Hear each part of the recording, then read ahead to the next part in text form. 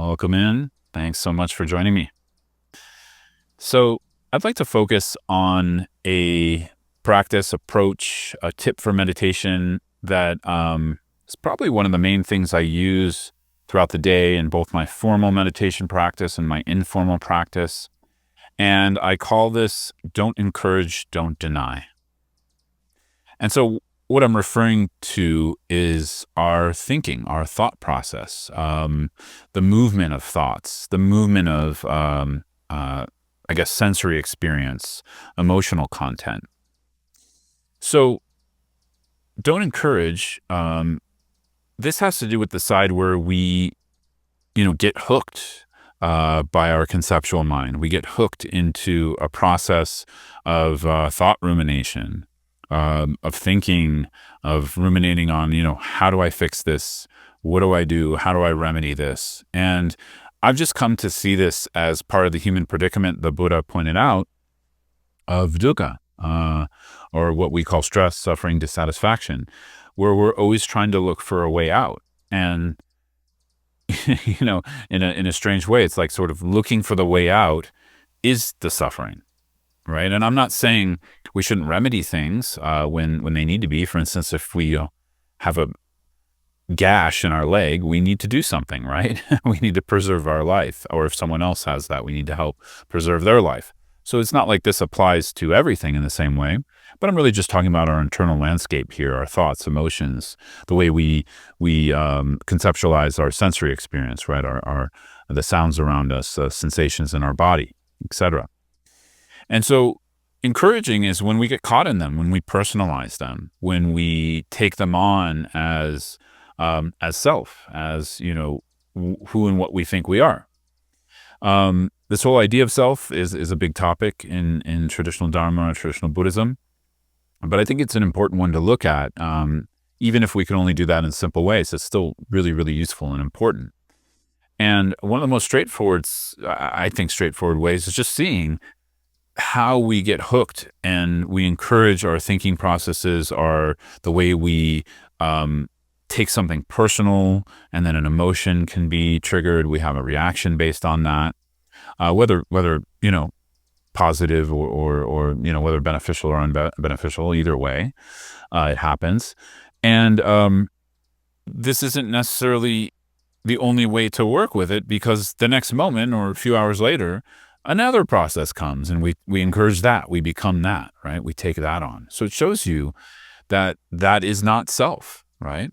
That when one emotion arises, it changes. So which emotion are we? Which, I guess, embodiment or perspective on reality are we in any given moment? So that's kind of a deeper dive, but I just wanted to mention that, because when we're not encouraging, when we're working with just watching the mind, watching our thinking or our thought processes in meditation, we're working with freeing ourselves from the personalization of what appears in mind, right? What appears in our sensory experience.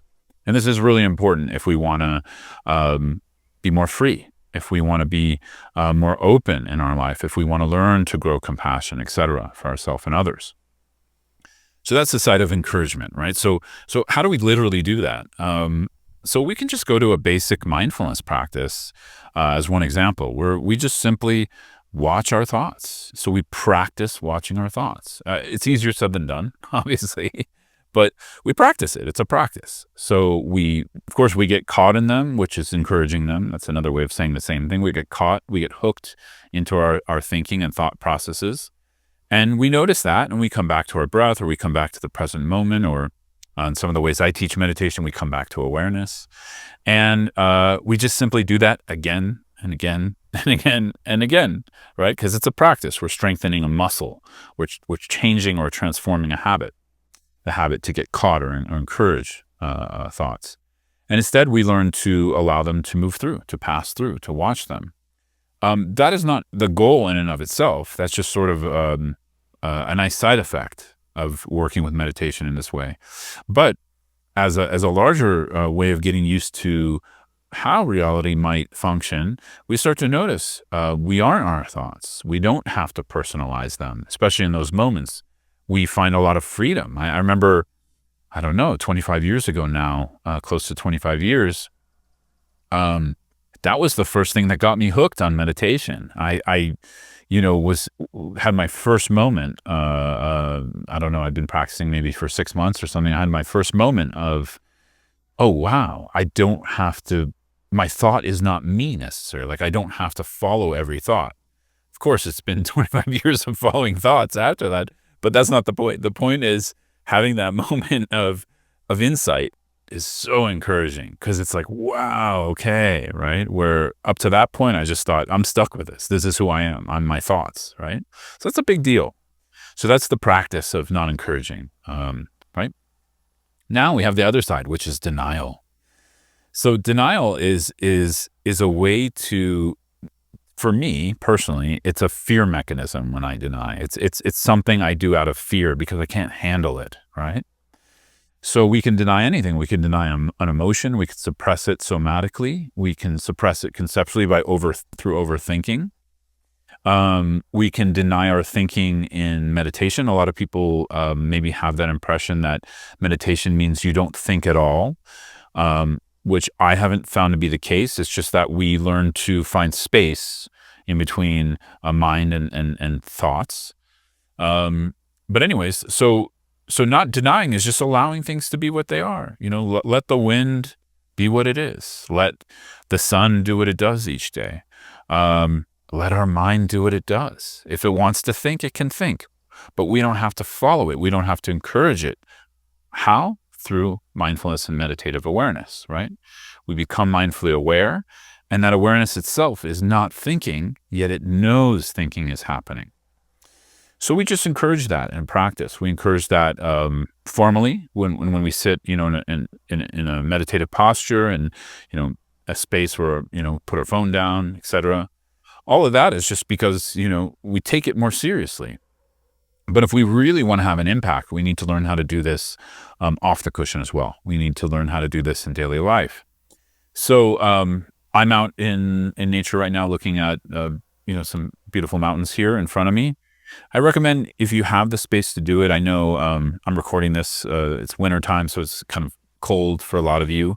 But, when you have the ability, utilize nature. So it's a wonderful thing. Just lay on the earth or sit on the earth and just bear witness as much as you can to the processes of natural things, because this will help point us to the natural processes of mind. Meaning, when we get hooked, when we encourage ourselves to get caught in things, when our habit pattern arises there of getting hooked, it's actually unnatural, but it feels really natural because we're habituated to it.